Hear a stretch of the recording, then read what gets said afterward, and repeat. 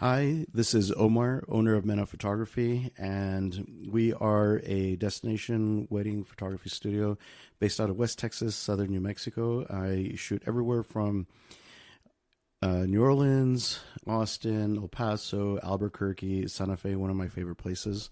But today is not about me. Today we're hanging out with Miss Valerie, and please help me with the name of your business. It is Little Belle Marketing. But honestly, throughout the years that I've had my business, it's 4 years now, I just go by my name, Valerie. Everybody, I've fortunate enough that I've made a name for myself in the community, where I don't use my business name. I don't know if that's a good thing or a bad thing. I think my name is my business.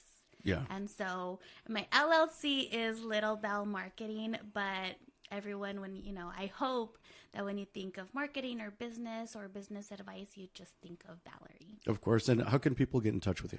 So, definitely via phone.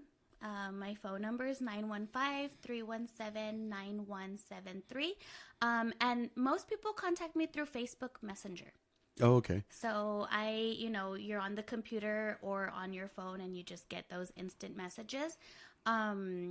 And so that's mainly, I have Instagram also. However, most people contact me through Facebook Messenger. Of course, I have, a landing page and...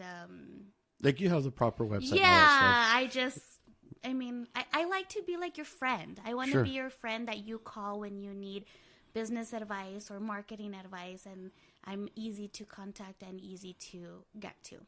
Yeah. Now, what are your Facebook and Instagram handles so that they could reach out to you if they My need to? Facebook is Valerie Salcido, my first and last name, and then my Instagram, it's ValSal, which if you knew me growing up, most people, they call me ValSal. We're like, at one point in my life, I think I was hanging out at any given moment like 4 different Valeries. And so it was, and that, or I was always little Valerie, because in stature I'm 5 feet tall, but yeah, so I was always either little Val or Val Sal. Oh, And okay. so that's my Instagram handle, Val Sal. So tell me a little bit how you got started on this journey. So I've always known I wanted to be a business owner. Since I was little, my step-grandparents, they own used car dealership, and my uncle owned an electrician company. Oh, okay. And so, being in their offices, I would always play bank or business. And I think growing up as little kids, we would play, like house, and I was always the business owner. I was never the mom or the aunt no, I was always the banker, the business owner. You come and you buy from me. So I think from a little age, or from a young age, I just always knew I wanted to be a business owner. I just didn't know in what. And I come from a traditional Mexican family, where it's, you go to school, you get a degree, and you work in corporate for 40, 50 years until you retire.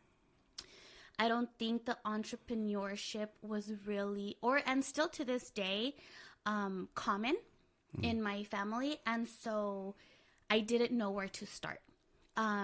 So, growing up, I worked various jobs. I got lots of experience. One thing that I know that I'm good at is talking to people, customer service, and always making sure people are taken care of.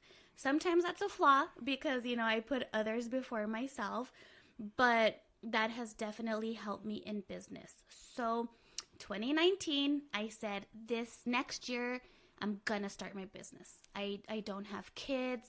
I was going to move in with my dad. I had paid off my car. I had saved enough cushion money to be able to start a business. And if I didn't do it then, I was never going to do it. I'm, mid 30s or early 30s, and I was like, I need to do it. So 2019, I bought my domain, and I started. I'll never forget, November 2019, I wrote a list of everything that I was good at, things that from that list, I took, okay, I'm good at writing press releases, press kits, different business plans, just different things that I was good at. And then there's, from that list, what did I like to do? And that's how I kind of structured my business, and that's how I developed my business plan.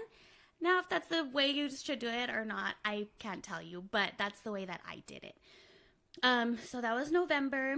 So December, I was like, okay, I think for me, the scariest part was telling my boss, because I was working for somebody at that time. Yeah, I remember. And leading up to that, I was doing marketing and PR, I guess public relations, community service involvement, community involvement for a body shop. And I had several people ask me if I could help them with marketing. And I felt as if I was cheating my boss by taking on these side projects, because, I don't know, again, it goes back to that corporate world, and, you know, you clock in at 8 or you work for that one person. So I just felt very guilty taking on clients. So once I reached enough people that I thought that I could contact, you know, leaving, if I had to leave my job, I said, okay, this is what I'm going to do. I'm good at marketing. I'm good at structure. I'm a Virgo, and I'm very organized. And list, oh my God, lists make me happy, happy, happy. If you see to the left of me, I have a list of things to do. And so I felt, okay, this is what I'm going to do. So December, I bought a computer. I bought just little things that you need in business. I'm trying to think. I hired an attorney to help me with my LLC. Just little things as I was planning. And then I said, okay, 3 months, I'm going to structure my business. And the 3 months came, and I feel like I breathed, went to sleep, and the 3 months had come, right? Because I didn't want to jump off that cliff. It's very easy for someone to worry how someone's going to pay you rather than how you're going to pay yourself. Right. So when it came to it, it was like March, I want to say like 11th, around there. And that whole, I remember like since March 1st, I had major anxiety because I was like, she's going to think like I'm betraying her. And I was so worried about what she would think of me rather than, you know, her being happy for me. I don't know why, because she was very happy and very supportive of me.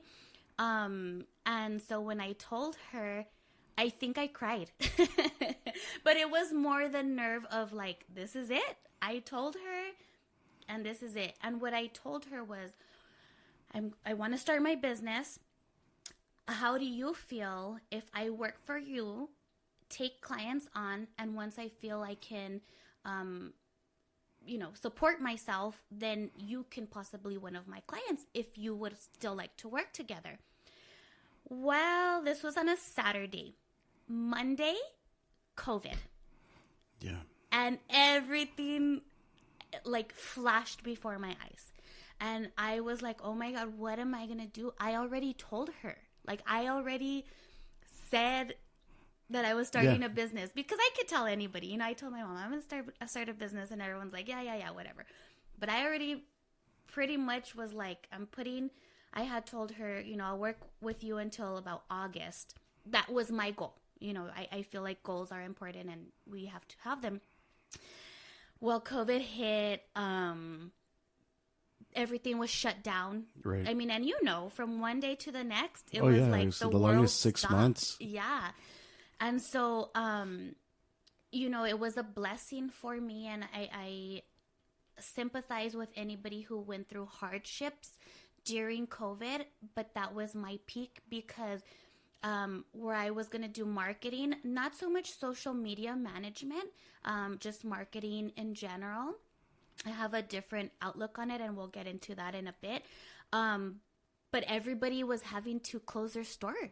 Right. And they're having to close their storefront. So they needed social media. And who was getting hit the hardest? The small mom and pop shops that have been open for 40, 50 years. that don't know how to work social media. That don't have websites. And don't have websites, You know, don't have even social media pages. Or delivery, which was the way everybody got through, the pandemic. Yeah. And so, okay, so I tell her Saturday, close Monday. I think Friday was my last day with her. So I went through my list of people who had been reaching out to me for social media. Fortunately enough, a lot of them were like, okay, let's get it started. And I'm going to tell you how much I charged, because now looking back, I don't know how I expected to survive off that. But you start to listen to other people. And that's one thing in business that I've learned is, yes, constructive criticism, but you're still your own person and nobody knows your talent but you. Right. And so I started with my marketing plans at $150. And so I needed at least 20 clients, at least, to be able to make a portion of what I was making before. Right. And so I was doing it though. I would start at 150, and then everybody was like, of course they're going to get from me, because that's dirt cheap compared to some of these other companies. And I went on and I started with those. And then I think within like 3 to 5 weeks, I was like, okay, I've set them up. Now what? And I think in business, we were so used to, like, with that mentality, we need to be busy 24/7 or we're not productive. Right. And so I wasn't busy 24/7 because I, was posting for each client maybe 1 to 5 times a week. At that point, I think I had 7 or 8 clients. Plus, I needed money. And so I went down to Alameda and I started knocking. And I started saying, hey, you are a tire shop. And at that point, they couldn't be open yet. I think it was still like determining what business was essential or right. not. And so they were like, oh my God, yes, like we need to create a storefront, and that's how I started to make more money, because I was doing more work than just posting on social media. And I had to get creative with it, because then there was thousands of business pages being opened during that time frame. So I would get, on Craigslist, on Facebook Market. And Facebook Market, there are thousands of selling groups. Horizon Yard Sale and there's a bunch. Yard Sale. So I was, for different clients, having to post on those different groups. And with a lot of marketing companies and talking to clients, I've realized that they are like, I'm not getting any reaction. I'm not getting interaction. People aren't even looking. And Facebook is the worst with business pages. Like, it's the worst. So I got in there and I was interacting as the business page. And that's how I got them to grow. So, for example, Mena Photography, I would react as if I was liking it on my own. Gotcha. So I would go in, like, not only other business pages, but other people and people in the community. And that's how I was getting that engagement. Not just like, buy me, buy me, buy me. I was having to interact on behalf of those businesses. And I think that's what set me apart from other marketing companies and people doing similar to what I was doing. And so that's how I got started. But I knew early on, I'm not a desk person. Like, come on, I'm just not a desk person. I am a people person. I want to be out in the community, talking to people, engaging with other businesses. I find business professionals so intriguing. Like, I can just talk to a business professional in any business for hours, because everybody is just so different and also very like-minded. And as I mentioned before, in my family was very traditional. You work for a corporation, you get 2 weeks off a year. It's very different than working for yourself, which you do not work 8 to 5. You work 8 to 8 on most days, especially when you're starting off. And so that's what I wanted to do. And I knew that early on. So A year of COVID, 2 years, and then I was like, all right, I'm ready for the next phase of my business. And I started to do, and I kind of did it in the beginning also, target marketing, but in person. And so I would find, and I'm very fortunate, again, me being involved in the community, I know a lot of business owners, and they would reach out to me and ask, how I could help them. And at that point, 2 years after COVID, I was like, okay, well, social media isn't the answer for every business. I do believe you should have a social media presence. Right. I just don't think that you should be like, buy me, buy me, buy me, because everybody is doing that. So what I do is, I have doctors, chiropractors, attorneys, dentists that are looking for business partners and other businesses to collaborate with. And so that's my job now, is I go on behalf of Mena Photography and I find you strong business referrals. And because I feel like a referral partner is stronger than a client. Oh, yeah. Because you're going to get several referrals from that one partner than just one client, which, I mean, I'll still find you a client, I'm going to refer you, but that's my job. So depending on budgets and my clients that I have, we come up with a budget, which I've come to know is most businesses don't have a marketing budget. Right. And that's one thing that I would come across is I'm like, okay, well, what's your budget? What are you working with? And they're like, well, I haven't thought about it, or I don't know. And I'm like, okay, do you have donations or a charity budget? Well, no, not really. And so I help people create that budget.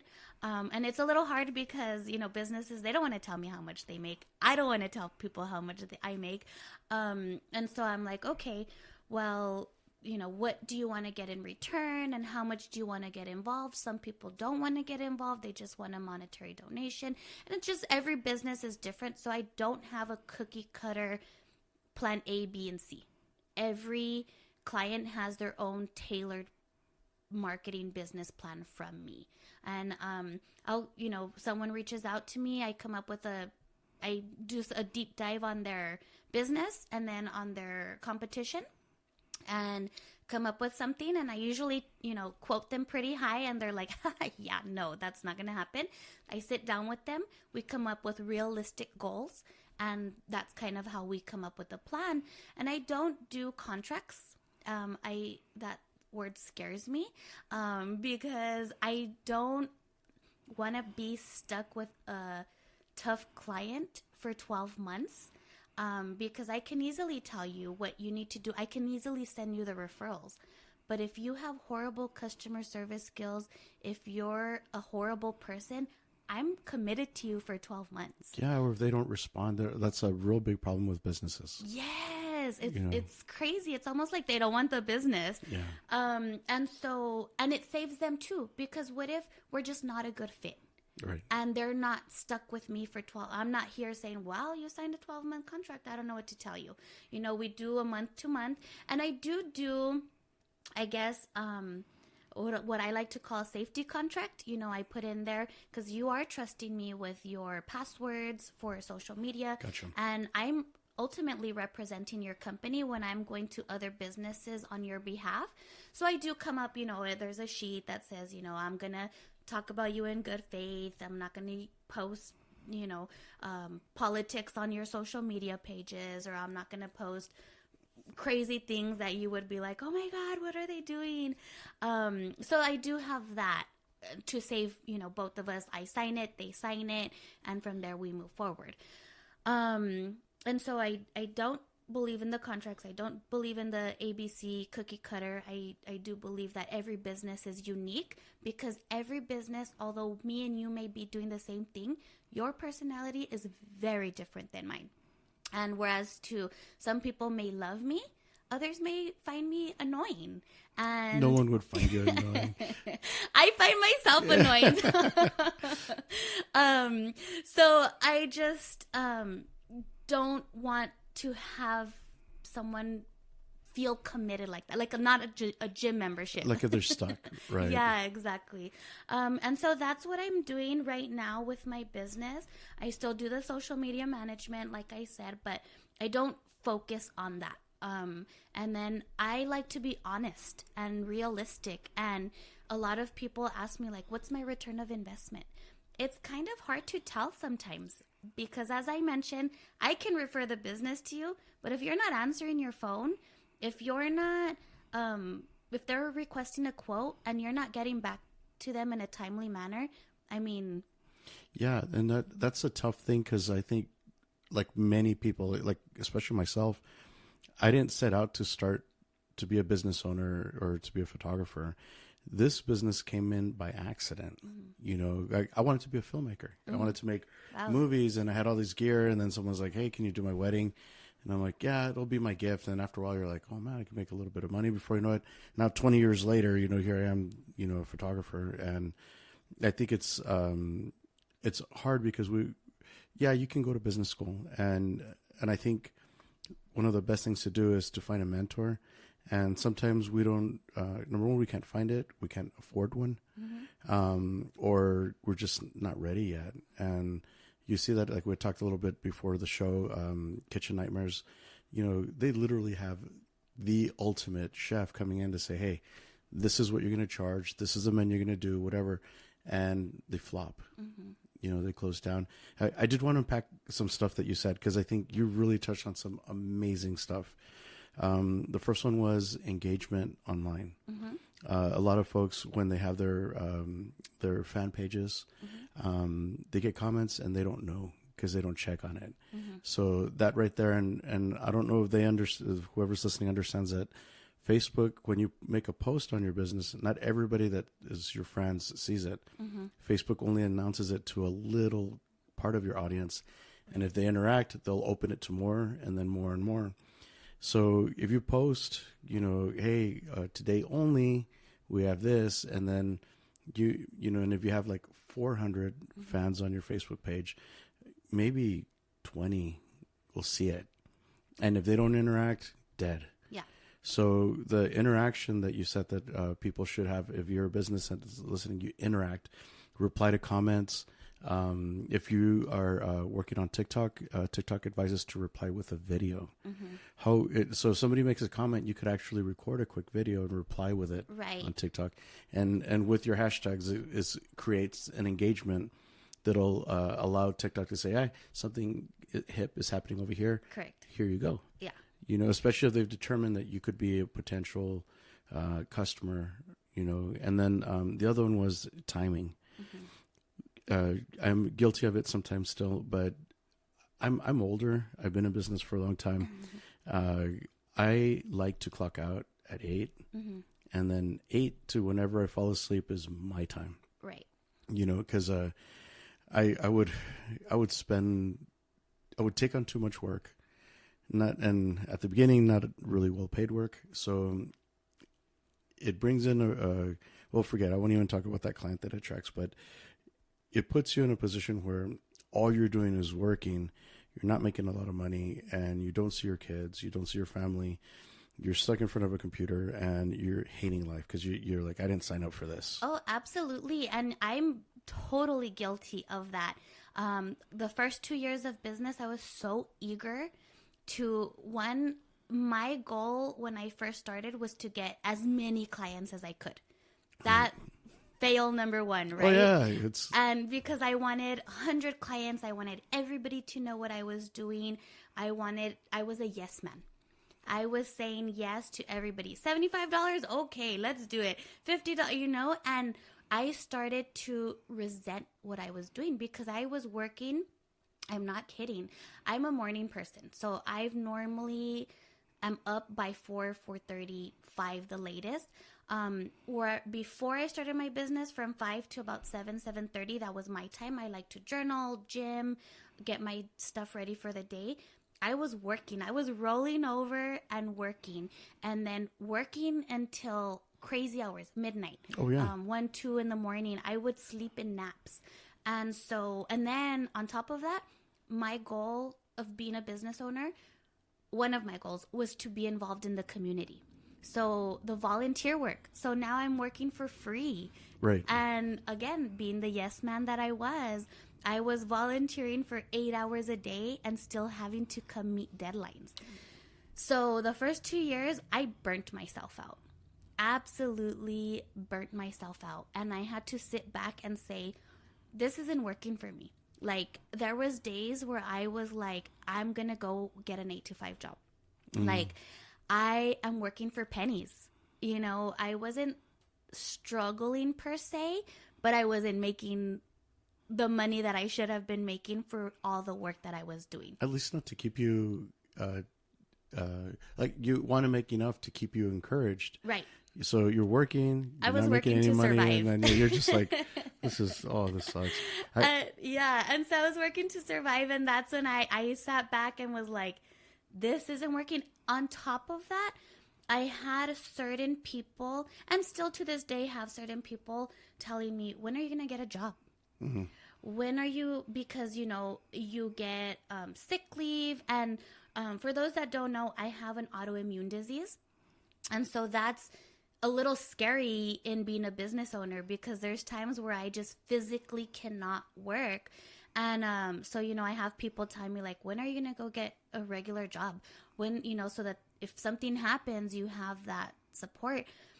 Fortunately enough, I've met several people in networking where they sell, you know, life insurance and health insurance, and I've covered my bases. And before, I used to get very offended. Very, like, I'm working. What do you mean? Like, you think I just stay home and do nothing? Yes, I work from home, but like, I'm a prisoner to my office. I know, right? But again, they were just, times were very different. Times are very different. And now, I mean, you can get paid. Before you could pay to be, verified on Instagram. They reached out to me and I qualified to be like an Instagram, and I don't have tons of followers, but I was very engaged in my Instagram. And so I thought about it, but that's when you could pay. And I was like, no, thank you. And so I sat back and was like, okay, what if, crazy thought, I only had 10 to 15 clients and charged a little bit more, then I wouldn't be working like a crazy person, and I would be making more money, and I would have time for myself. And I want to say in 2022, I went through a crazy life transformation. I did some self-healing. I worked with a energy healer. I, went to therapy, which people are afraid of that word. I think especially our culture. And a lot of things that, you go through in life, whether it be your family, school, life in general.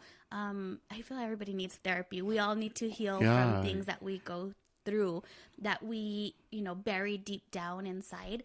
And so I went through a crazy journey and I fell in love with it. I am very into journaling, writing your feelings. I used to get like major anxiety, especially like, oh my God, how am I going to make money to pay this bill? Or how am I going to do this? And now I get an anxiety and I write it down and I come up with a plan. Okay, how am I going to fix this? And I'm not perfect by any means, but I feel now I'm at a place where I'm not in survival mode. I'm like, oh, okay, like, well, we'll figure it out. We always do. And not only that, but in eating habits. Yep. I would like to say I'm a very holistic.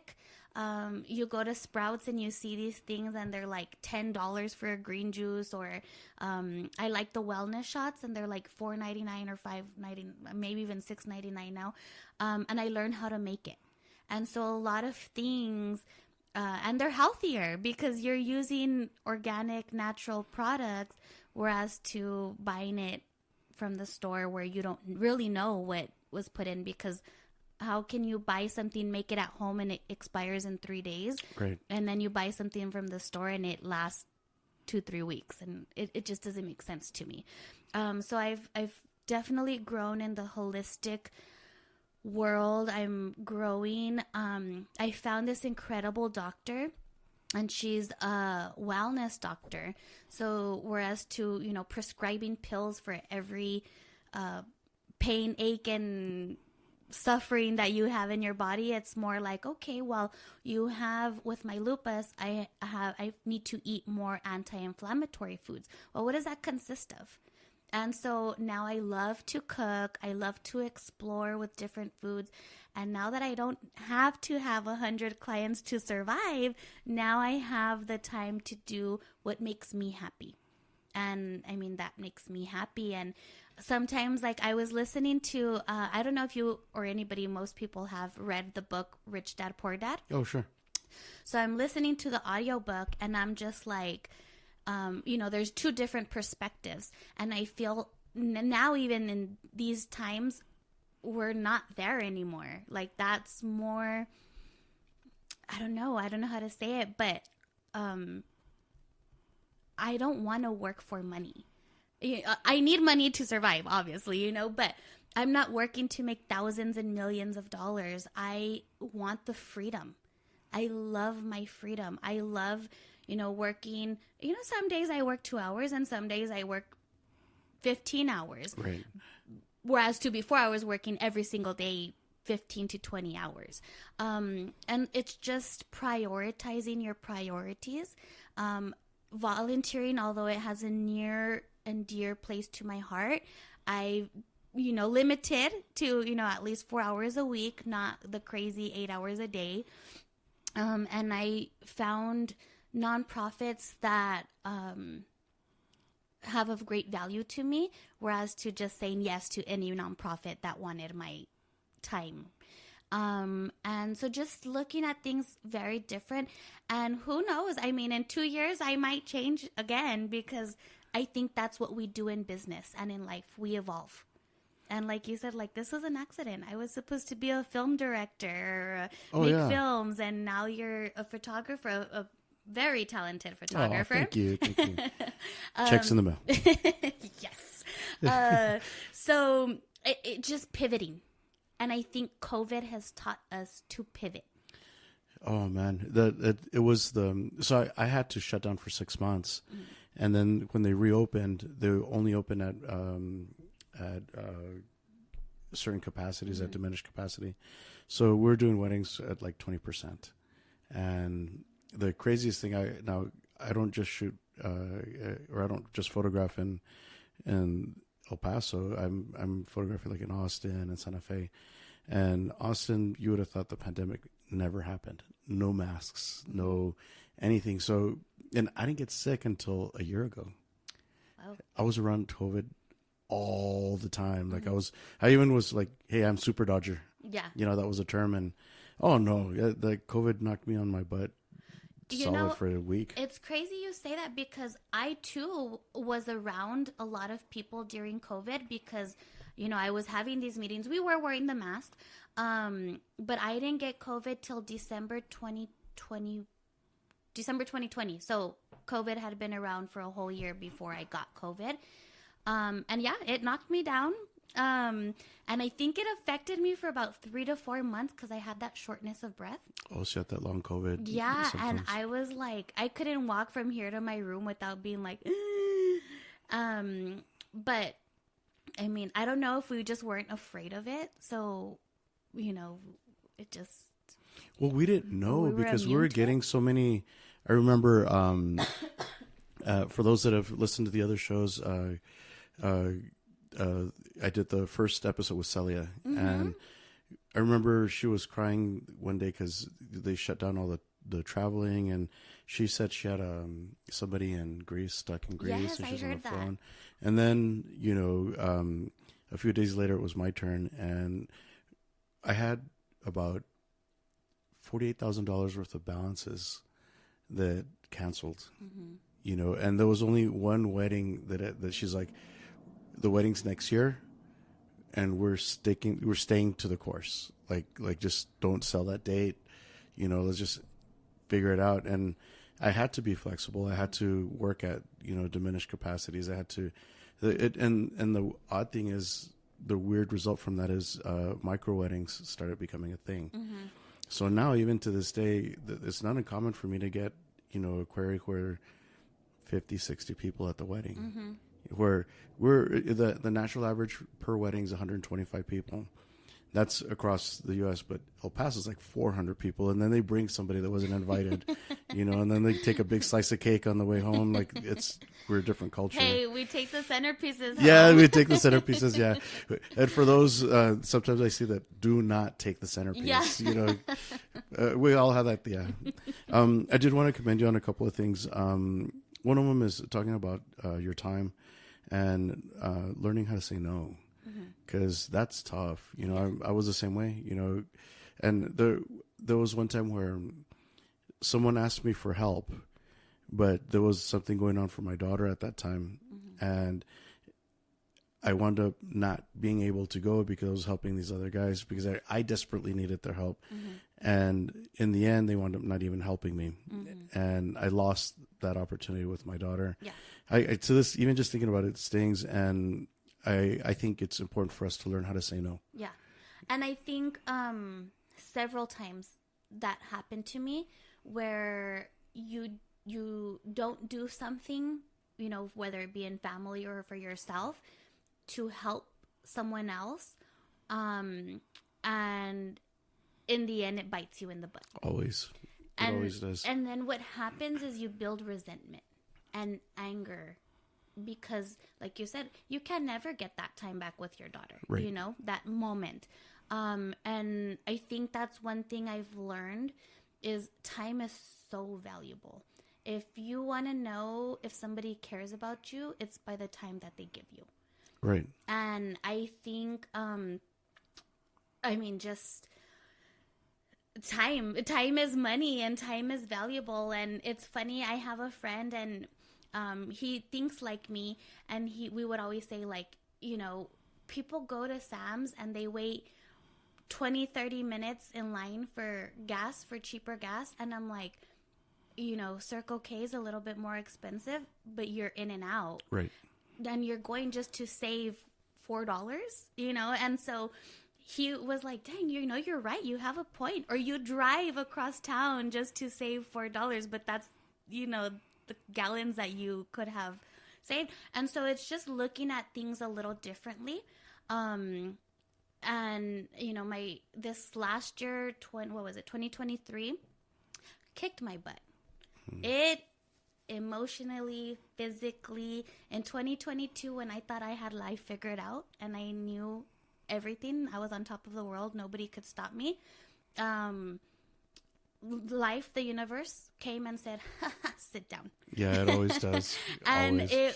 In May, my dog, who was my baby my whole life, got attacked by another dog in front of me and died.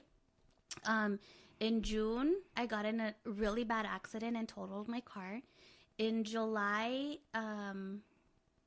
or June, I got sick. I don't know. In July, I got really, really sick.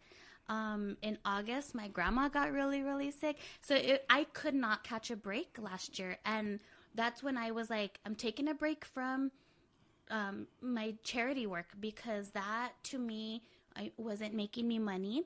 And so I needed to kind of put things away that were prioritize. Not. Yeah. And so I just, from one day to the next, stopped everything. I stopped everything. And with business too, kind of. Like, I felt myself not working nearly as hard or as much as I used to. And with that comes kind of anxiety, because you're like, what am I doing with my life? Like, sure. I don't feel busy. And I started to do, I think we talked about it before we started recording, is when you're, either slow or struggling, whether it be in business, life, wherever, financially, that's when we grow the most, because we are like self-development books. We get back into our health. We take a step back and we're like, okay, let me see life. We take out the drawing board, see what's working for us, what's not, where we can change, where we can get better.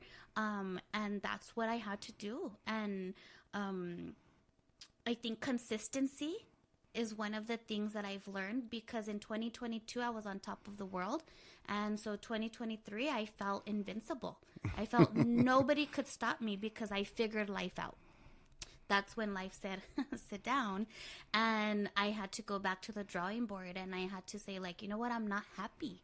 I'm working crazy amount of hours, and I work out of my home, for the most part, because I do go visit clients and I do, but primarily I'm working out of my home. And I felt like I was getting cabin fever. And so I was just behind the desk 24/7. I wasn't productive anymore because I was literally just staring at the screen, like waiting for an idea to come to me. And that's when one of my people that I work with, as far as like self-development, I was like, get outside. Right. Go outside right now. I don't care what you're doing.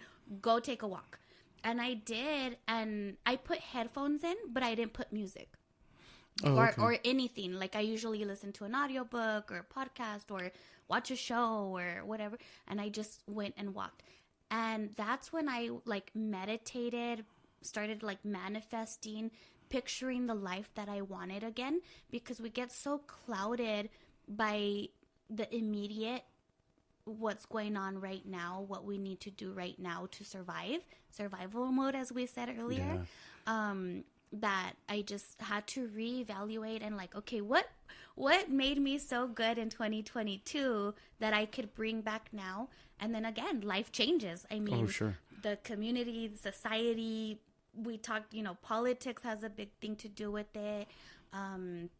Just so much has to do with what we do. And I heard a quote the other day, and it said, we struggle because we're trying to change the world when we need to change ourselves. Yeah. And I just like was mind blown. Although I knew that, I was like, that makes so much sense. I'm here trying to change all the clients that I have and all the clients that I've had, and I need to focus on myself and how I can change and pivot and evolve. And I think you hit something that not a lot of people talk about, and I share this with the young photographers, the whippersnappers. They think that the glamorous or the sexy part of the business is shooting, and it is. Mm-hmm. We have fun. We get to interact with people. If you know me personally, I'm very reclusive. I don't talk a lot. But you put me in front of people, when I have a camera in my hand, I turn into a different person. Right. So, but what I didn't know is how much time you're going to spend alone. Mm-hmm. And that does mess with you. It does. And I think and I tell them, I go, make sure, number one, that you eat right. Mm-hmm. I go, because, you're in your, mid to late 20s and you're invincible. You could eat right before bed, I'm jealous of that. It's like, even just thinking of doing that, like the heartburn, I'm not going to sleep. But, and then the exercise, getting that vitamin D, always tell the photographers, go outside and just put your bare feet on the ground, do grounding. And if you feel like, I know a lot of like a lot of the religious part of it, because I think having a spiritual center is important. Mm-hmm. And I would tell them, I'm like, look, guys, wherever you believe or whatever, you're not going to offend anybody if you learn just to sit still for 10 minutes. Mm-hmm. You could put on a guided meditation. It's not going to offend your faith or whatever. They just walk you through like feeling certain parts of your body, and they show you how to relax. And so there's that element of like exercise, eat well. And I recommend people, and it's hard because I'm naturally a night owl. You want to wake up early, mm-hmm. do all the work, do all the hard stuff first, and then you have your day. And I'm a list person too, mm-hmm. so there are times where I'm done with my list by like 10:30 in the morning, and I'm like, okay, now anything from here on is extra. Yes, you know, and I could do that, and I think having just to cap that. Having, it doesn't have to be that you're like pumping iron and doing all that stuff, but it does mean that you should be active in the sun and, doing because it's so, for me, man, I'm a snacker. Mm-hmm. So it's easy for me to be like, it's like, it's hard where, having a bag of chips right next to you before you know it, like, God bless, man, I ate that whole bag. And, Yeah. and I think like finding that kind of the balance. I'm not saying a diet, but I am saying like a new lifestyle, something that you could, at the end of the day, even if you didn't get much done, because there's some days where you worked hard, but it's not finished and it'll take maybe an extra day or two than you expected. But at the end of the day, you took care of you. And I tell these guys, I'm like, hey, you're 25 years old right now and you're eating Whataburger and doing all this stuff. I go, but the 45-year-old version of you is going to thank you for eating a salad that day, or for, taking up boxing. Even mentally, it does so much to you mentally. I was telling you this earlier, that I told myself I wasn't going to eat fast food, and more for my mental health than, my physical health. And I had my guilty pleasure, Burger King. And this morning I felt like brain clogged. And if you know me, you know that I drink a green juice every morning. I drink a wellness shot. I am very into my habits and into my healthy habits, and a lot of it is preparation.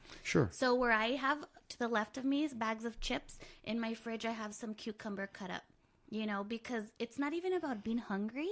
It's about sitting here for 4 hours, 8 hours, and like getting bored. And my what I would do is eat sunflower seeds, because that would help with like my anxiety and like keep me distracted as I was working, whether it was creating content or writing, whatever it was that I was doing. And so I had to come up with healthy snacks and habits to do. And for a while, now I'm pretty good at it, but for a while was putting an alarm on my phone every I think like the 50 of every hour. So like 10:50, 11:50, I would get up and walk around, either outside, go stretch, go do something, because you're sitting for so long that there was times where I would be like, oh my God, it's 10 p.m. I haven't eaten all day. I haven't gotten up. My watch is like telling, because I have the iWatch, and it's like telling me like, stand up now.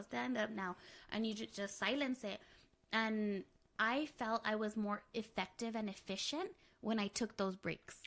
Whereas trying to work the 8 hours straight, I was doing nobody any service. Yeah, because then you crash, and then you're ineffective for a longer period than you had expected. So you have to lie down, and I'm sure like burning out, and then with lupus, like you're down for the count. Oh yeah.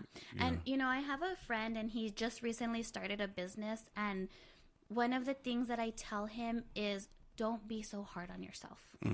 We get up Monday morning and we're like, I have to do this. And then he gives himself anxiety because he doesn't know where to start. And sometimes, he doesn't feel good. And I'm like, it's in your diet. And I tell him, go for a run, go to the gym. And he's like, but I have so much to do, and I need to see these clients, and I have to sell this, and and I'm like, you're not going to be effective and efficient with that mentality. So go clear your mind. And that macho mentality where he's like, because I tell him, journal, get that stuff off your chest, get it off your head, get it off your chest, get it off your shoulders, journal. And he's like, I'm a man, I don't journal. And I'm like, okay, well, you're gonna stay with that, those thoughts in you, unless you do something about it. And don't be so hard on yourself. Sometimes I wake up on a Monday morning and I'm like, I need another hour of sleep. Like, there's no way. And by me getting that hour of sleep, guess what? Now I wake up and I feel better and I'm more motivated. Whereas if I force myself to wake up, and then what? I'm in a bad mood because I'm still tired. I'm grumpy because I didn't get the sleep that I needed. And it does nobody any service. So get that extra hour of sleep. Don't be so hard on yourself. Plan. We always blame like, oh, I'm so busy, I had to get fast food. Well, if you would have planned on Sunday, and I'm guilty, okay, I'm not perfect at this, but if you would have planned your calendar out on Sunday evening or whenever you have some time, it doesn't take hours. It takes 15-20 minutes to look at your calendar and say, okay, I'm not going to be in the office these days, so let me prepare. Fix something, yeah. Or I am going to be in the office, let me prepare. Some of us have the luxury of cooking at home while we work. Some of us don't. So it's all about planning and preparation. And I mean, life has made things so easy for us where you can buy the meal plans. You can even have the food delivered to you now. Exactly. I mean, Walmart's so fucking... I feel like there's no excuses, but also I may not be the person to say those things because I don't have the kids and I don't have those, I don't want to call them distractions, but those responsibilities where it is just me and this cute little dog next to me.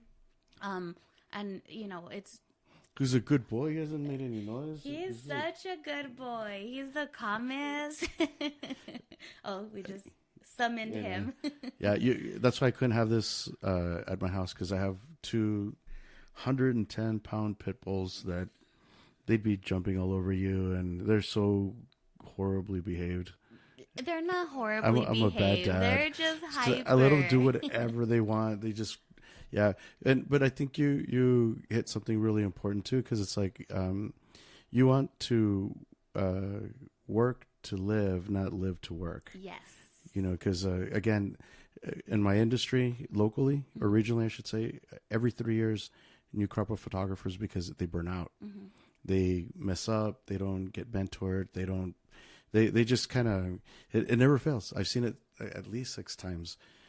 Someone will come in, start making a little bit of money, go get that Mustang. Mm-hmm. Mm-hmm. You know, and then before you know it, they got the cool little apartment. They go run out of space. Now they have to make, you know, $4,000 before they can pay themselves. Mm-hmm. There's $4,000 worth of, you know, expense. And you know, I've had months where I didn't make any money. Yeah. Oh yeah. You know, so I mean, I've had winners. Mm-hmm. So for me, I've learned just to say, you know what, and then the other point, I took on a coach recently to kind of help me recalibrate.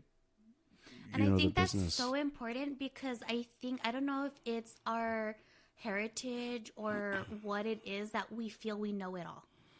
And that's one thing that I tell myself is like hearing some of these self-development books or working with a coach or even just talking to a colleague and you're just like, I know it all. I know it all. Oh, yeah. With that mentality, we're never going to grow. And so when, like yourself, you say, I took on a coach, you know, good for you. Sometimes we're like, I don't know how I'm going to pay for this, but it pays itself. Yeah, because one thing that they were able to kind of do is get me, because he told me, like, what are your goals? And I go, one of the things that I used to do is I would take on so much work that I never stopped working. Mm-hmm. And I want to get to the point where, you know, I clock out and I'm out. Mm-hmm. Anything that didn't get done that day gets done immediately the next day. And one of the things that they taught me was to spend the first thing before I brush my teeth, if I remember to brush my teeth, like just before I do anything, when I roll out of bed, sit down at my desk, and they call it planning, thinking, and studying. Mm-hmm.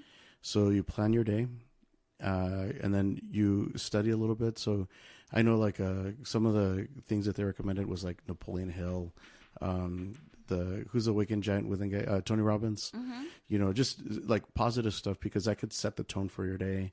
Absolutely. And then planning, studying, and then a moment to reflect. Because I'm Buddhist, mm-hmm. and one of the things that I do a lot of is meditating. Mm-hmm.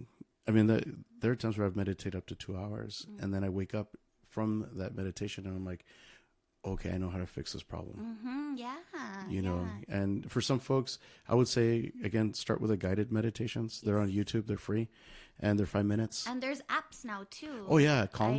Calm. Yeah, that's one of my favorite ones. Yes. Uh-huh. And I've done thousands of photo shoots, photo sessions. I need to change my thing, photo sessions. And 503 weddings. Mm-hmm. Like I'm not newbie, but I still get nervous. You're a veteran. And yeah, I'm just the old guy that doesn't know what else to do. But for me, having there's times where I still get really nervous. Yeah. And for those, that's why I have those little 5-minute meditations on YouTube. I'll just sit in my car, and it looks like I'm asleep, but they literally walk you through your entire body and before you know it, the meditation's over and you're like, oh, okay, I'm centered. Do you feel your nervousness comes from self-doubt, or where do you feel your nervousness comes from? I think the nervousness stems from something always personal. Like I've been in this industry so long and in my career that there's times where I've had friends who double booked, triple booked, and they forgot, and they call me out of a panic. And if I'm free that weekend, they'll be, hey, can you help me out tomorrow? I could show up without knowing if it's a wedding, a quince, or anything. They just tell me where to start, what time, and an address, and I'll show up and I'll handle that event, slam dunk it, not a problem. That's same thing with my mom. She does a business with me, and there's been plenty of times for that. We have one particular friend who he always like books like 50 weddings a day, and then we'll wind up having to bail He's him out. like me when I started, yeah. you just say yes to everybody. See, and this is a bad pattern for him because he's been in business longer than I have, and me, I'm like you. He must do something like 60 weddings a year. Wow. That I'd pull my hair out. But with me, I do about 25 a year, but they're charged very well.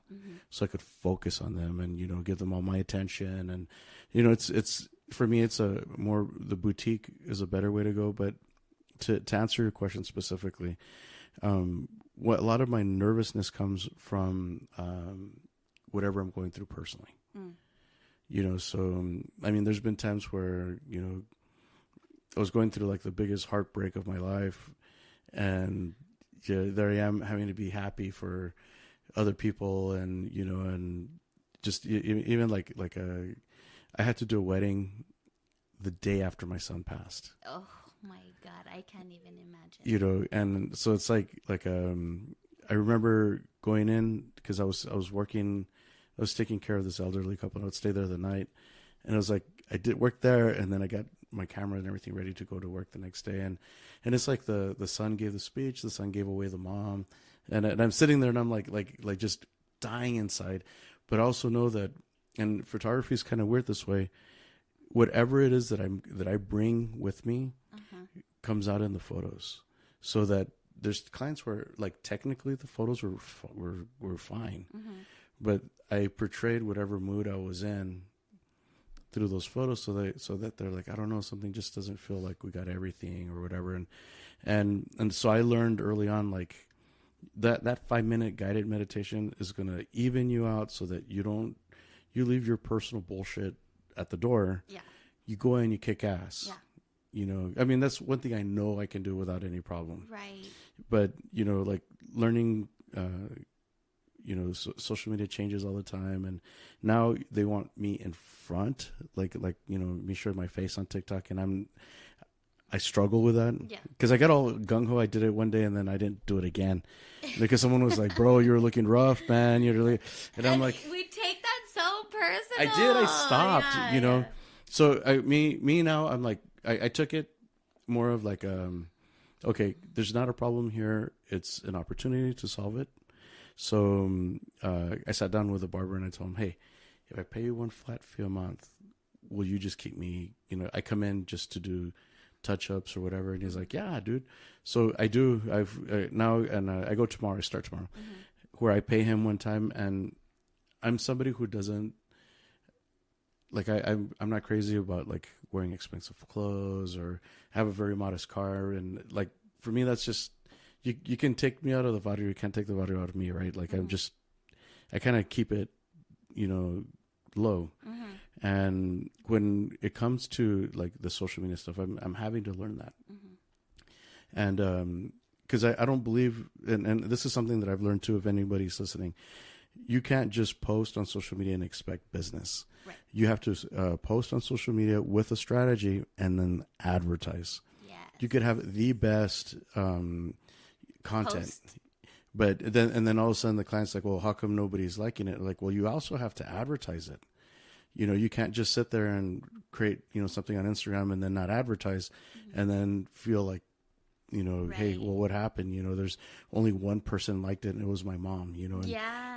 I have had clients like that, and I'm like, I'm doing my job. I need you to do your job too. And then I sign, it's something that we discussed early on in our planning stage. This is what I can do for you. And I tell everybody, I'm not doing something that nobody can do. What I'm doing is I'm taking that off your shoulders. Right. You're a professional photographer. That's your specialty. Let me worry about the posting. I mean, we're kind of talking about something a little different because you're like more like educating, right, through TikTok. But I mean, let me take care of that part of it. Just like there's so many doctors and attorneys, and they're amazing doctors and amazing attorneys, but they don't know that business part of it.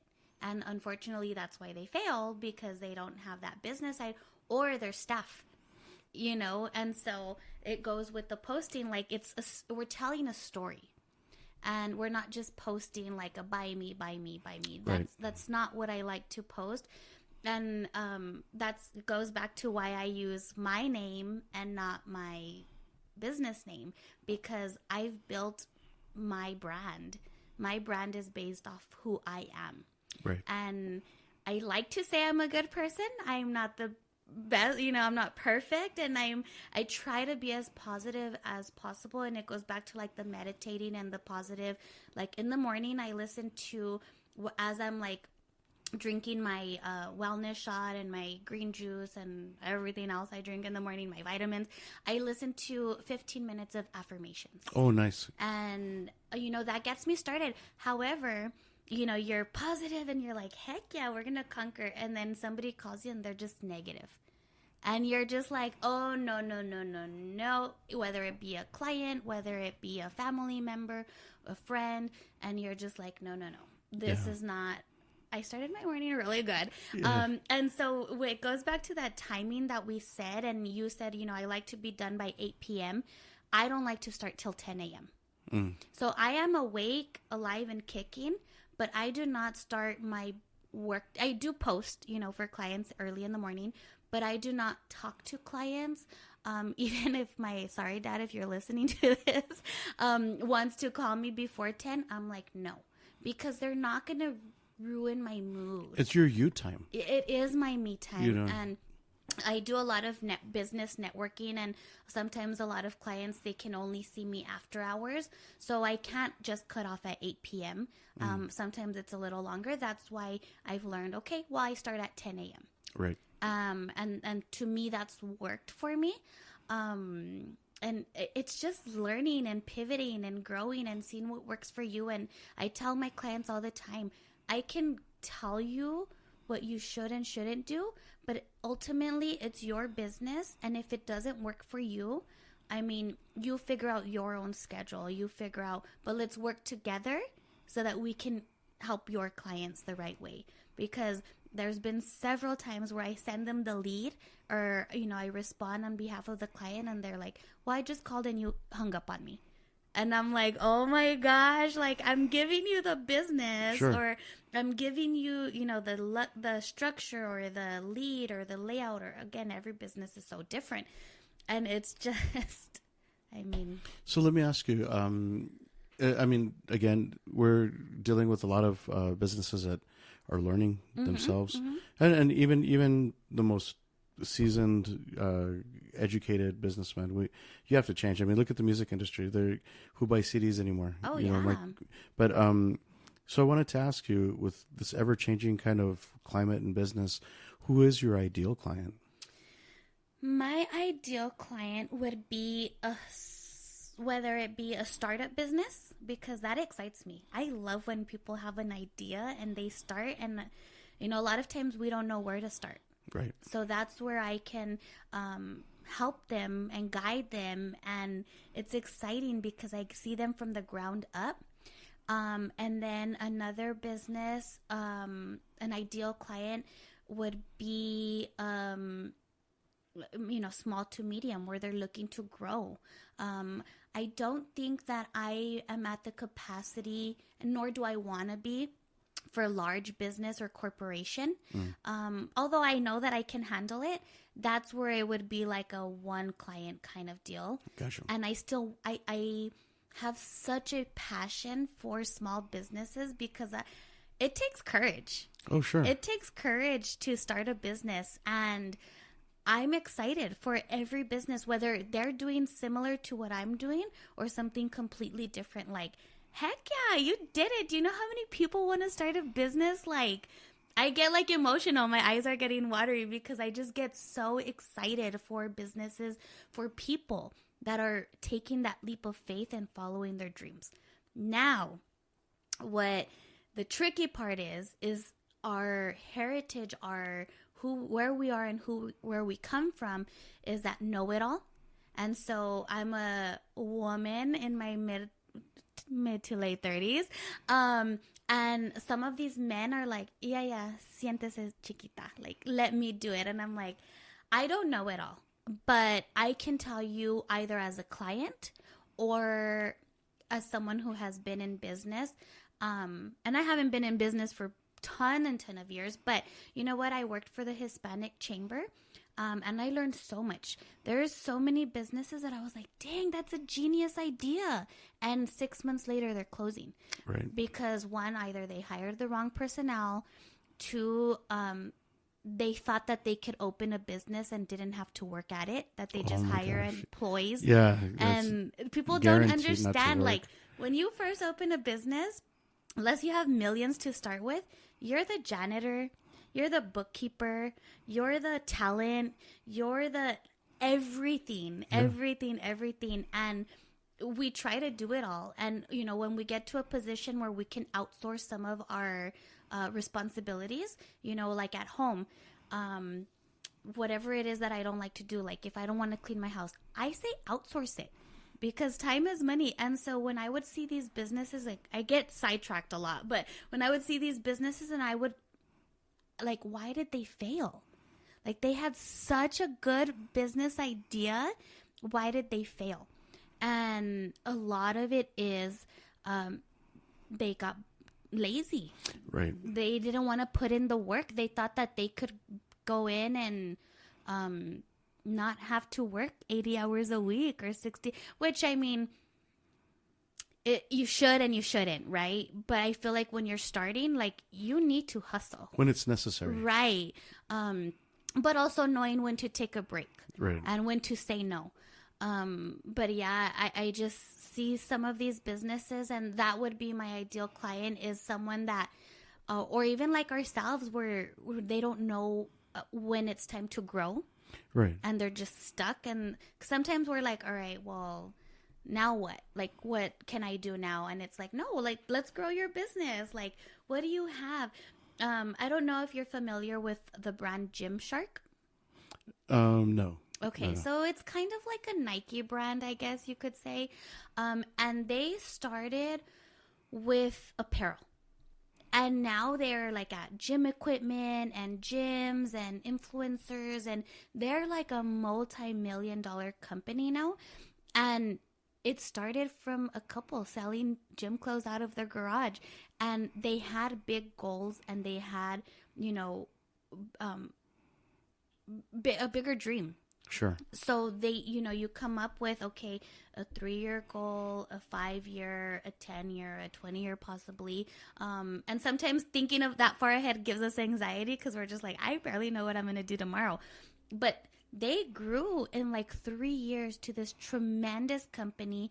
Me being in marketing, I find them like, wow, like they did it. And now, of course, they have like an amazing marketing team, but they started just 2 people. And so I feel like in business, that's what it is. And sometimes we want that. We want to grow to a multi-million-dollar company where we have employees under us. And when I started my business, I did hire a couple of people thinking that's the business structure that I guess we're taught and Sure. what we should do. You know, you're okay. You've kind of outgrown, time to hire. And I didn't like it because I don't want to be a micromanager, but also nobody can do the job like I can. Right. And so, or I wasn't finding the talent. But in this day and age, there's so many other entrepreneurs that I was like, okay, you know what? those didn't work out for me, and I'm okay being alone. And it goes back to, okay, sitting back, how many clients can I handle? Okay, Right. now how much do I need to charge them to make sure that I'm making? So a lot of it is just trial by error. I think for me anyways, because I never worked for a marketing company. So I didn't have a business structure to go off of. I kind of just, I did call around. I did do a ton of research. But in calling like California, Houston, New York, Dallas, getting quotes, oh my gosh, you can't even charge a percentage of that here in El Right. Paso. And I did meet this girl who did digital marketing a few years ago at a networking event, and she was like, I don't market to El Paso. I market to other areas like California, Houston, because I can charge more, because they see the value of marketing. And here in El Paso, I think it's gotten better, but people don't see the value of marketing. They're like, well, how much am I going to get if I pay you $500? Well, that's not how it works. It's about getting your brand out there. It's about telling your story, who you are. When you apply for a business loan, and I don't know if people know this or not, underwriters are looking that you have a marketing plan. Because how are you going to promote your photography business if you don't have a marketing budget? Right. So they want to make sure that it's, whether it's 5%, 10%, or you're going to hire, you're going to outsource, you're going to do it yourself. They need to see somewhere in there that you have some sort of marketing strategy. It helps because I think if for any reason, there's going to be a time in your business where you're going to have to make some serious decisions. Like I had gotten to the point where I realized my biggest product, and maybe I needed to go all in on that product and get rid of another product that, though it wasn't anything that I felt I would miss if we didn't do it, I did have to make sure that I understood not offering it would be the wise decision to make, and I did. So I doubled down. I focused on weddings and seniors, and not as much on quince. I still do them, but it's usually going to be like the client of the kid of a client, and then because I already know more or less my my fee structure and stuff like that. Right.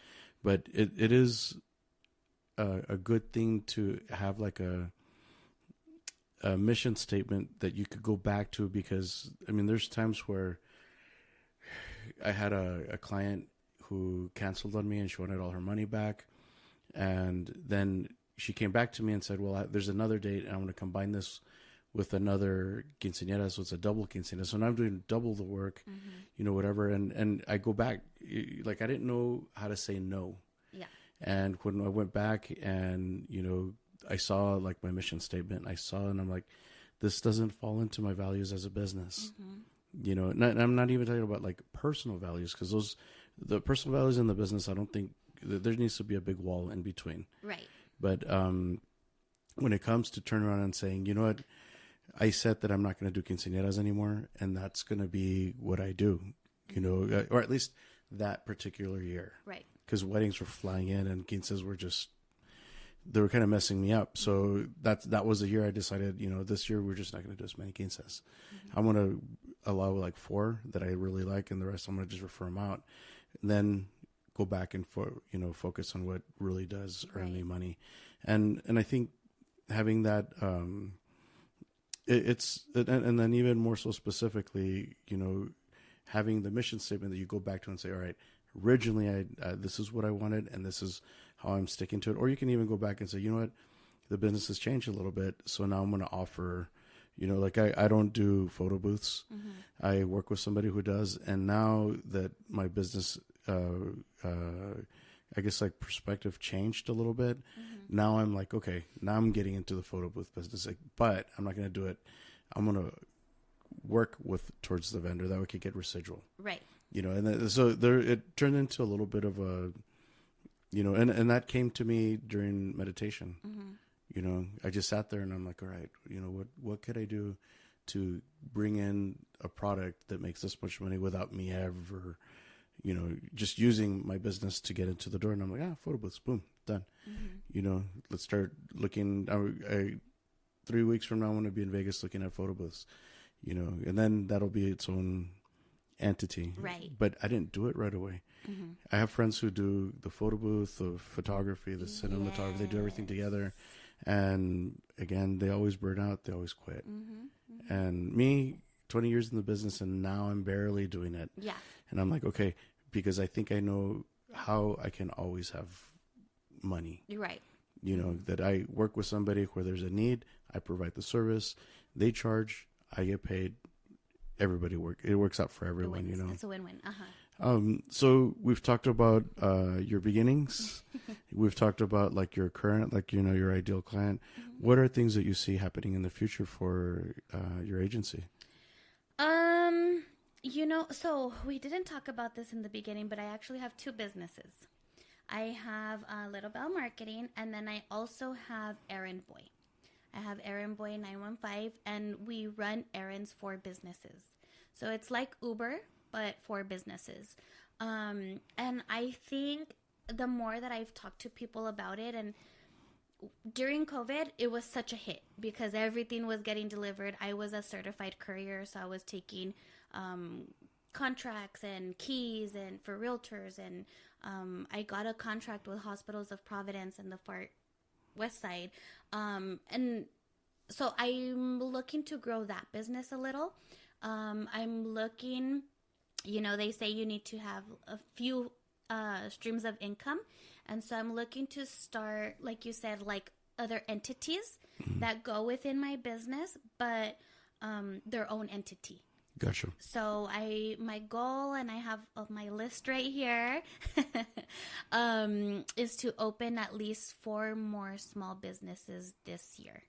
Oh man, you're gonna have your hands full. Oh yeah, and you know what? I was telling my friend earlier, and I'm just like, I used to be so busy, and it would excite me. Because I had just started, I was eager, I was motivated, I wasn't behind the desk all day, every day. And then once I got, a ton of clients and I was glued to my desk and behind my screen, I lost sight of what I wanted. And some of these business ideas that I have, I think they can run themselves once I set them up. I just, need to start and set them. And I think I'm in a position where I can do that. And so that's what I'm working on and my goal for the rest of the year. I think we talked about my ideal client, and I really want to say I also have a type of client that I refuse to work with, and I'm privileged enough to be able to be at a point where I can say no to people now. And there's 2 kinds of people. One, the machismos. Because not the machismos, I am all for machismos, the disrespectful. Sure. Because I have come across that where I can't go to a meeting in a skirt or a dress, and they're not short, okay, they're business professional, because they're like being rude and disrespectful. So I walk out.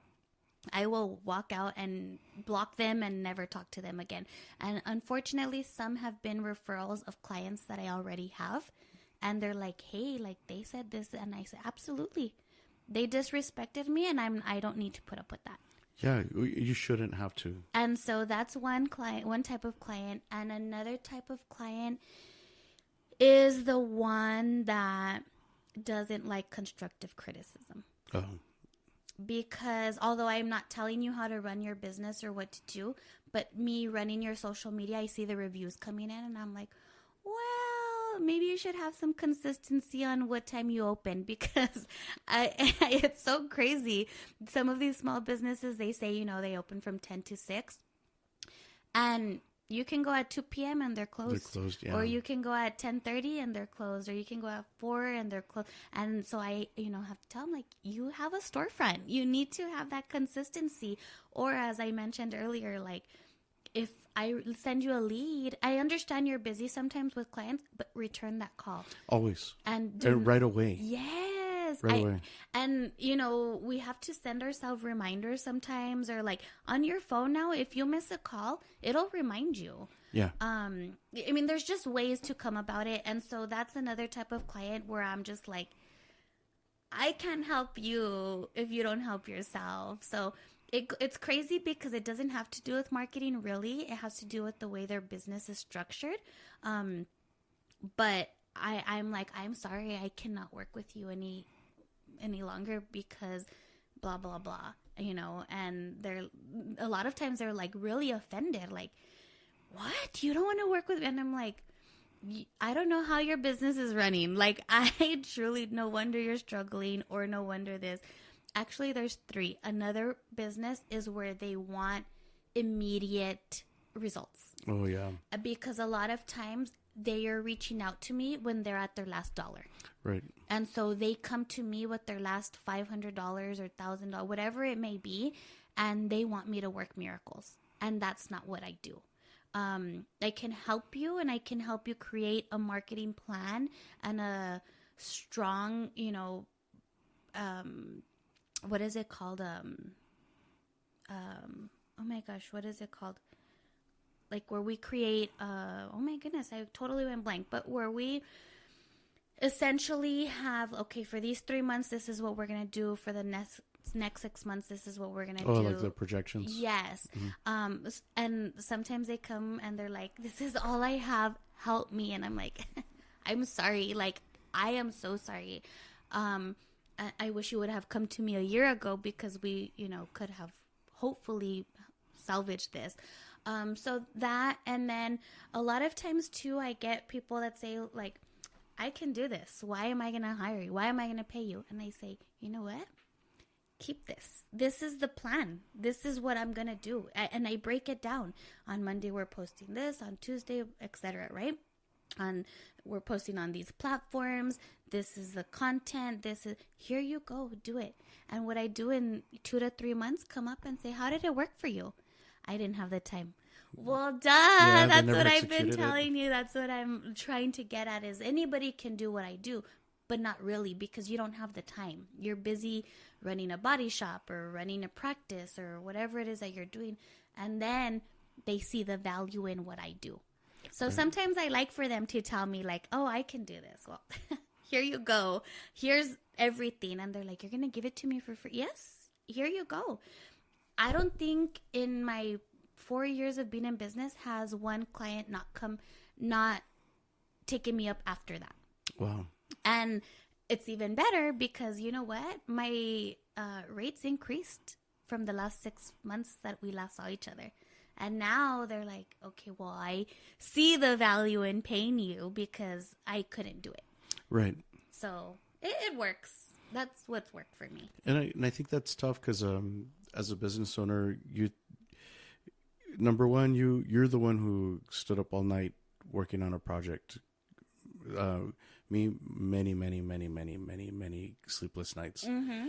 Especially when I needed to get something out. It never failed. At one point, it was like Thanksgiving was rolling around. People hadn't ordered their albums, whatever. So they come to me the second week, Thanksgiving. They're like, hey, can we get our albums before Thanksgiving? And I'm like, you probably won't get them before the end of the year. I go, remember I told you it takes about 6 to 8 weeks. Yeah. So hopefully maybe before Christmas if we work today. Mm-hmm. So it's tough because, and I get it. As a business, you want to pay for a service and have it work and return. Right. But I think when it comes to building the kind of stability that you want as a business, and the branding and the marketing and the advertising that goes behind it, it has to mirror that. It has to parallel. It has to be. You can't just have one. I mean, sometimes it happens. You do one post, it goes viral. Mm-hmm. You become the biggest thing. Right. Last night I went to go shoot a concert from a guy who became famous off of TikTok. Wow. So he was a Mexican rap artist called Tornillo. Mm-hmm. He became famous off of TikTok. And then from there, now he's writing music with like Peso Pluma and all those other big names. Wow. But he sold out, on a Sunday night in El Paso. And it happens. Mm-hmm. But I promise you, compared to like the other tens of thousands, or maybe even 100,000s of people that write music that is either on par with him or better, that it just didn't work out for them. Now, the ones that have like a solid business plan, it doesn't matter if they ever go viral, they'll always do well. Yeah. Even, and that's the consistency that you do. like you would see my account that might have 4 or 5 posts, where you see another photographers who might have 400 or 500 posts. And then you're going to think, okay, this guy's busy. He's obviously has some experience, where my posting wouldn't reflect, my, my experience or my expertise, even in the field. So yeah, I've learned how important it was, because I came from a time where I didn't need social media. And now, as an older dude, just the whole get off my lawn guy, that I realized that I have not just something that I could offer, but something which I could help, which is one of the reasons for me doing the podcasting, how people can benefit from hearing in a non, like almost like in a no committal type of thing, to hear about you. Yeah. I think it's funny, especially like telling adults or business owners, right? Remember I told you, remember we discussed, like you're trying to be as nice as possible, and you want to be like, excuse my language, right? You're like, listen, idiot, remember we talked about this and you said no, or you said this, or you agreed. And then, so it's having, and that's why, like, post meetings, I like to send follow-up emails and say, like, per our conversation, XYZ, and cover my grounds, especially like with the important stuff, because then we can go back to that. And whether it be, sometimes people prefer text, but whether it be one or the other, and it's like, because you can go back and be like, remember we talked about, and they're just like, no, I don't remember. And I'm like, well, per this email. So I understand now how you coming in at the startup or at the point where they were small, growing to bigger business, is an ideal area for you to be in, because you get to educate them too. Yes. And I think my background with the chamber, I am in a position where I can guide them. And me being involved in the community, I know a lot of different resources, whether it be for grants or loans or attorneys to help with, as we mentioned, LLC, S Corp, C Corp, accounting. I can point them in the right direction. I can't do everything for them, but I can definitely point them in, oh, I know a person who does this. Oh, I know a person who does this, and so on and so forth. And that's what I do a lot of times, where, and they find my contacts very valuable, because a friend of mine, I just helped him get Hub certified for a business, and his uncle, who's been in business about 10 years, successful business, hasn't been able to get Hub certified. And I helped this brand new business get Hub certified, and his uncle was like, what the heck? How did you do that? Like, and he was like, her. And it wasn't really me. It was my contacts and knowing who to go to and what to do and what it brings to the company. So I think that has helped me tremendously be successful in my business, because I'm not just, well, I just do marketing. Oh, I just post. This is who I am. Take it or leave it. No, like I go help them from A to Z. I've had clients call me and be like, hey, do you know where I can find a babysitter? I'm like, I'm my little cousin. I don't know. Like, but that's the person that I aspire to be, to continue to be, is a reliable resource and somebody, a trustworthy person, not just in business, just in life. And I do get it. I do get a lot of messages. I don't know if anybody has me on Facebook. I'm very positive with my post.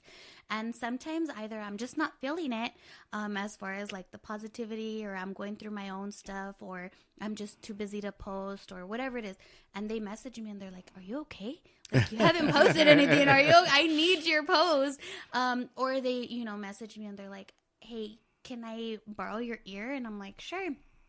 And they're just like, business and it's hard and this, or, my partner doesn't understand. And a lot of times in business, our partners don't understand, because they don't understand us working 18 hours. They understand like, well, 8 to 5, like it's 5 o'clock. Why is dinner not made? Or why are you still on the computer? And so I do get at least one person a week messaging me, venting about some sort of business or life. And it makes me feel good. Like, it makes me feel like, dang, thank you so much for thinking of me. And they're like, no, thank you for letting me, like, being that person. Cause, I understand the business part of it. I think this is going to be our longest podcast yet. Dude, it's all good.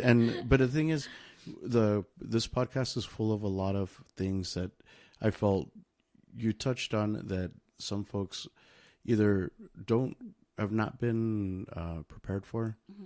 Mm-hmm. Like this business, like in what we do, because there's three of us in the business, and with you, it's just you. Mm-hmm. And sometimes I don't think people that when they have like the delusions of grandeur of like, hey, I want to be my own business owner, I want to make my own money, I want to make my own schedule.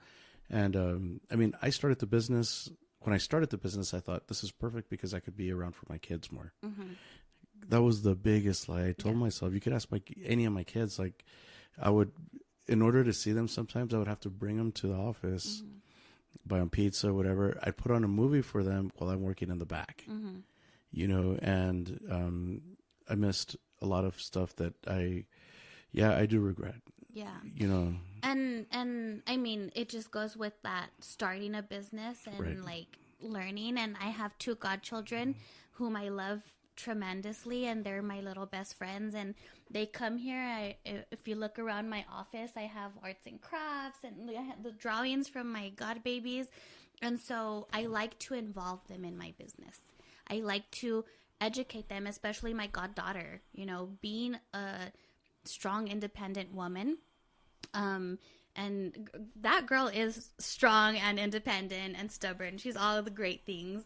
But not just having them there, but educating them also on why we're working so much and what it is that we're doing. She has her desk right here and, she sits down and she's like, Nina, can you play with me? And Nina, can you play with me? And I'm like, hold on, baby, we have a client. Like, we need to do this. And she's 3 years old. My godson's 3 years old. And, talking to them like adults, and telling them like, and I have them maybe a day, 2, sometimes 3 days a week. I'm not a full-time parent, so I don't know if I'm to talk or whatnot, but, involving them in my creativity, and as a marketing person, you have to be creative. Right. And so they bring that out of me too sometimes, because I'm just like, my goddaughter was doing some art the other day, and I take stuff for my clients or on behalf of my clients. Like this month is the succulent plants that say, let me help you grow. And I was like, you know what? So many business owners are parents. How can I incorporate? Because if I give something for your daughter, that's going to mean more to you than a box of donuts. Sure. And so that's what I try to bring, that emotion into the business.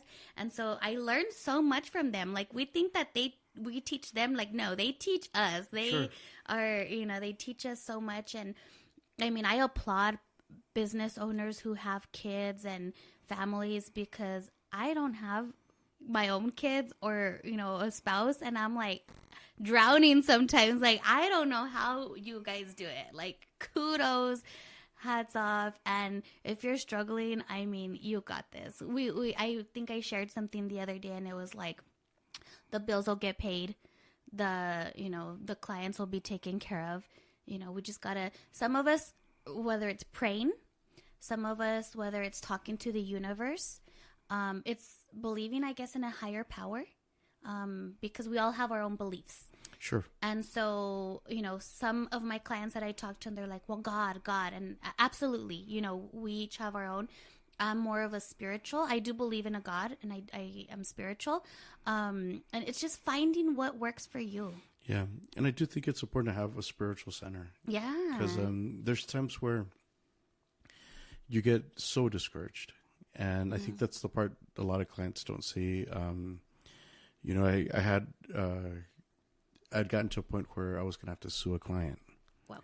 And I didn't want to do it, but she was obviously in violation of our agreement. Mm-hmm. And I remember just sitting there, and I'm like, how can I get out of doing this? Because this is not what I want. Mm-hmm. when we started this agreement, this is, we were so excited and we wanted to do this.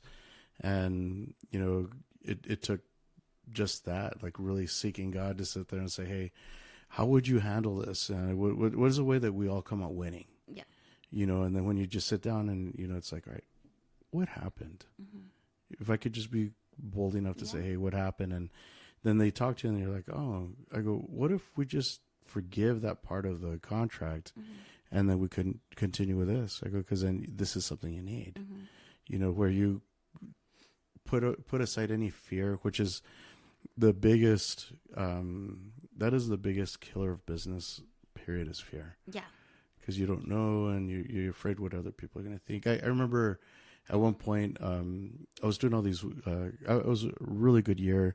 And I remember thinking, oh, I can't eat at this place because if I were to run into a client, they're going to be like, well, what the hell? And I'm like, wait a second, they're eating there too. Like, what am I so, what is so, because, and it sometimes it could be even just like, I had when I first started out, I would eat with a client during their wedding or whatever. And someone made a comment one time. So then I just stopped altogether eating with the client.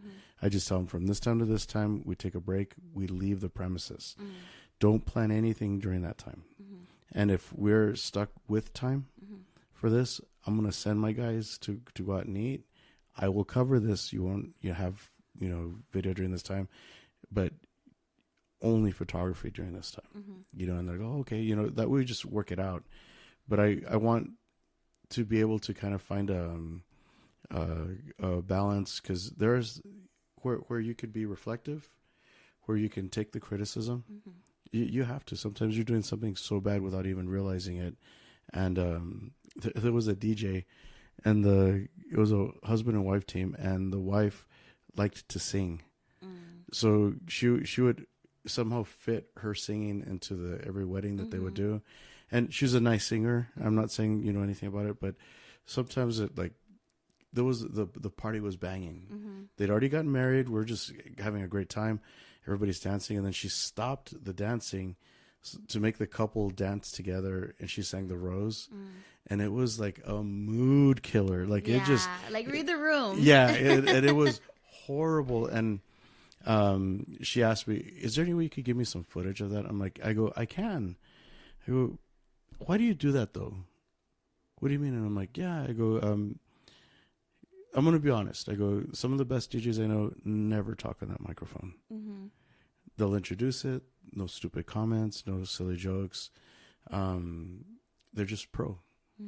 I go, I guess I didn't understand why you sing, and I told her, I go, I'm not saying that you're a bad singer, not quite the opposite, but there was a really great flow to the party, and that really like I heard people making comments. Yeah. And I go, and I'm not trying to tell you how to do your job, but I'm letting you know how your job affected I heard everybody talking. Yeah. Like you said, read the room. Yeah.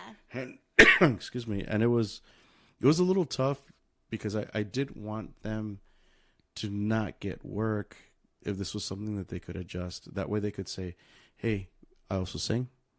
And if you need somebody to come in, during this time, we can handle that for you. I think just to force it on the couple was a little rough. Yeah. And same thing with me. I had someone come up to me at a event and tell me, "We love your work. I mean, we really studied your work before you did it, blah blah blah. You should wear a tie when you do your events, because I think it reflects your professionalism, blah blah blah." So I go, I absolutely agree with you. I go, I have one on me. I just, just didn't put it on. And he goes, put it on. I bet you it makes a difference on how people address you. And I was lucky. I had a tie that happened to be the same color as the theme of the wedding. So, boom, I was able to go in, and then the guy just made a thumbs up. It was a healthy criticism. Constructive criticism. Yeah, because I hate ties. But at the same time, like, if I'm going to present myself in a certain way, because I'm looking at possibly 100 plus people that could be my next client, I need to make sure that they get a good experience, a good impression. Yeah. So. No, yeah, absolutely.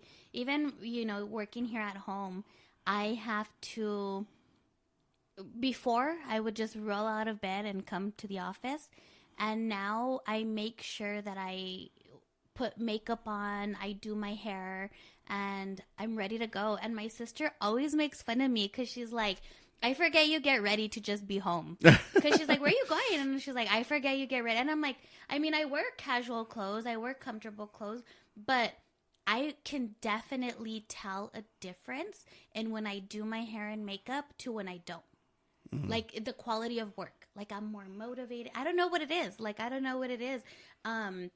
And you know, I stay comfortable clothes. I still like, it's not pajamas per se, but just comfortable clothes. And you just find what works for you and what doesn't, and take that constructive criticism and apply it when need be, but also don't listen to everybody who wants to have an opinion on your business. Yeah, and I learned that the hard way because I realized I'm not going to I'll take constructive criticism from anyone. I'm a reflective person, but what I really seek is information and feedback from people who are where I want to be. So, you know, and I'm speaking even about, you know, friendships, where I have friends who, you know, their personal life is like a disaster. It's like it could make a great movie, and then they're telling me, you know, what's wrong with you, man? You don't do this. Blah, blah. Yeah, are you talking about me? Yeah, and I'm like, bro, you know, and I think being able to kind of go back and forth between, you know, because he's my buddy, but at the same time, you know, I don't want to live how he does. Yeah. You know, I don't want to have like the financial struggle because he earns and then he's careless with his money. I want to be able to not worry. Yeah. And with that, when I first started my business, although I appreciated some of the advice I got, it messed with my head. Because when people would tell me like, you're really good at this, you should do this. And then I was like, yeah, you're right. Or you're really good at this. Or I would people would find me because they would be like, I'm looking for an event coordinator. And I do events also, but I don't do weddings and quinceañeras. I do like grand openings, business conferences, things of that sort. But they would be like, I'm looking for an event coordinator. So they tag me on Facebook. I go to this meeting and they want, I don't want to say the business name because I don't want to disclose who, you know. Yeah, no worries. But they pretty much wanted me to, it was a totally different business. And then I was like, well, yeah, you know what? There's nothing like that here in El Paso. Then I started looking into that. And what did it take? It took me away from my goals. And sometimes that's okay because it brings an idea that you maybe didn't think right that could work. Yeah, but me starting out in my business, it was too early on, and it goes back to what we talked about earlier, where it was like one person tries to do like photography and photo booth and you know, all the stuff that comes, videography and all the stuff that comes with it, and it's too much too soon. And that's what was going on with me in the beginning. Like, I was like a yes man. And I was like, that's a great idea. Yes, let's do it. Now I'm a little more stable in my career, in my business, that maybe now I could take on, you know, that opportunity. But at the time, it was just taking me away from my goal. And it's not the first person, and I'm sure it won't be the last. And so when I agreed to start working with this person, it's like they wanted me to work for them. Yeah. And like, they would be like, hey, it's 9 a.m. and you're not here. Are you coming in today? And I was like, caught off guard. Like, no, what the heck? Like, where did you get that idea from? And you talked about it earlier, just a simple conversation. Sure. And I'm the worst. I am one of those where I hate confrontation, and I'm an avoider. So I will do anything to avoid the confrontation, which makes things awkward, which ruins relationships. Because it could have been a simple, hey, you know what? Thank you for thinking of me. Unfortunately, I'm not in the position to take on this adventure. Let's, see if you can't find anybody, and let's look back at it maybe in a year or two. Right. I just ran away. It's easier sometimes because you just want to hurt their feelings, or Yes. or you're like, oh man, I'm gonna have to deal with this. They're in my circle. I have to deal with them, But I think as a business owner, yeah, I'll be honest. Most of my success has been just because I ask. Yeah. I've done stuff that I never thought in a million years I would get done, just because I walked up and say, hey, I'm a photographer. I do this. I was thinking, your walls would look good if I did this or whatever. And they're like, you know what? We were thinking about that the other day. We just didn't know where to start. But can you take care of that? I'm like, Yeah. done. And same thing. You just the worst thing they could say is no. That's what I say. Yes, that's it. I tell my friend that I've been kind of mentoring through his new business, and I'm like, what's the worst that can happen? They say no. Okay, and then or they say yes, and it's a super success. Yeah, exactly. And so, I mean, yeah, there's so much we can talk about. I think we've been here for hours. We need to. It's all good. And of course, tell everybody how they can find you. So again, I want to be your friend. I want to be the person that you think of when you're struggling with business or marketing. So send me a message on Facebook Messenger. I have 5,000 friends. Most chances are I probably already have you. And if I don't, it's Valerie Salcido on Facebook, ValSal on Instagram, and my cell phone number, I can always be reached via phone call or text message, and it's 915-317-9173, or reach out to my good friend Mr. Mena, and he'll put you in contact.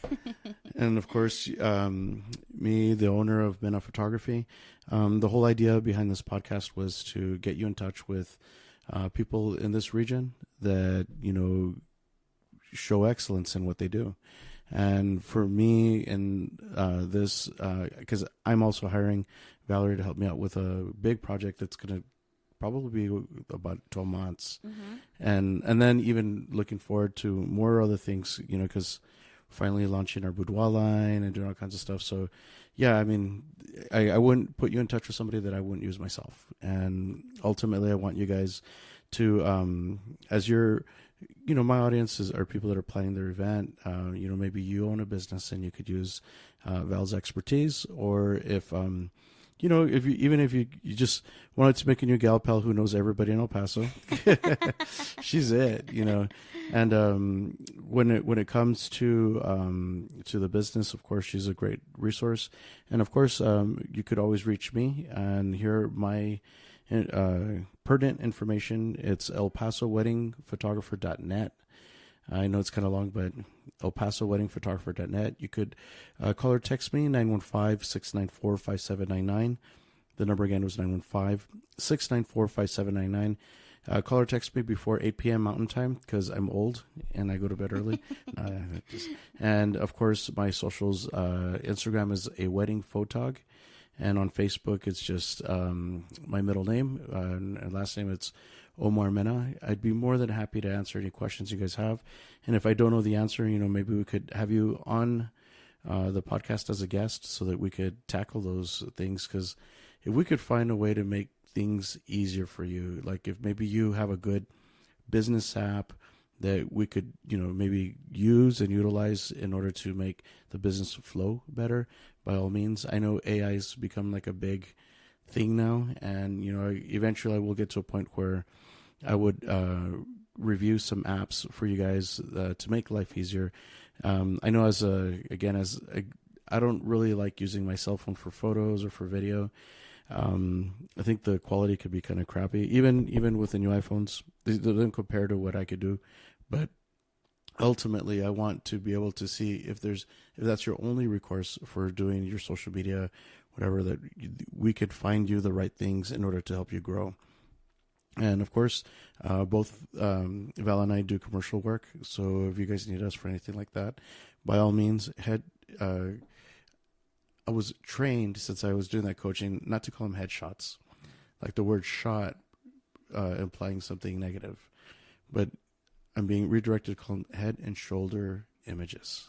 Wow. Or head and shoulder photographs. So I'm learning the vernacular, The new lingo. Yeah, because and I find I catch myself all the time now because they told me that I should put there's like certain words to never use.